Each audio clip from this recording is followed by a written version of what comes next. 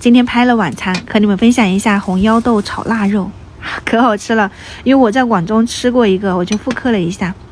红腰豆是我们上午做那个年糕的时候，我特意多煮了一点。然后这个汤呢，你也不要丢掉，你在里面放上一点豆子啊，把它炒香了，碾碎，把这个汤煮一煮，加点盐、生抽，然后鸡精、味精，一点猪油，把这些牛肉啊或者是猪肉片直接烫进去，烫熟了，这个就是贵州的那个豆米火锅，很好吃。只是我没有放辣椒哈，小朋友比较喜欢吃的话呢，我就这样子清汤的。然后这个红腰豆的话呢，你把它煮熟了以后，水分沥干，放上一点玉米淀粉，直接裹上一层就可以了，不需要裹特别厚，把那个多余的粉拍掉，下了油锅里面去给它炸，炸到定型酥脆。它外面是酥脆的，里面是那种粉粉糯糯的，刚丢进去不要去翻动它，等到定型了以后再翻动，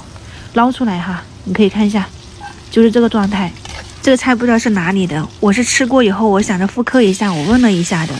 然后这个腊肉的话呢，就是腊肉片，你给它提前焯水，放到油锅里面，加上一点姜蒜，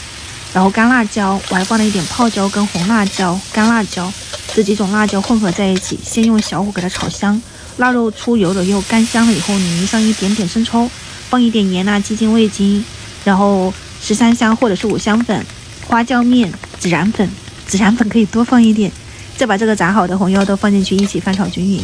这个口味它吃起来有点像那种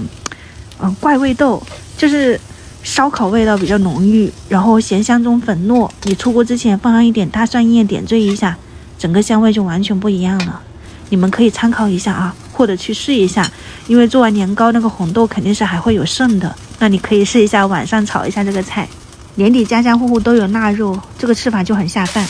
然后还炒了一点这个白菜苔，不过呢我是给它切碎了。他们吃那个豆米牛肉火锅喜欢用那个汤泡饭，这个刚好这个青菜可以一起泡着吃。今天的晚餐搞定了。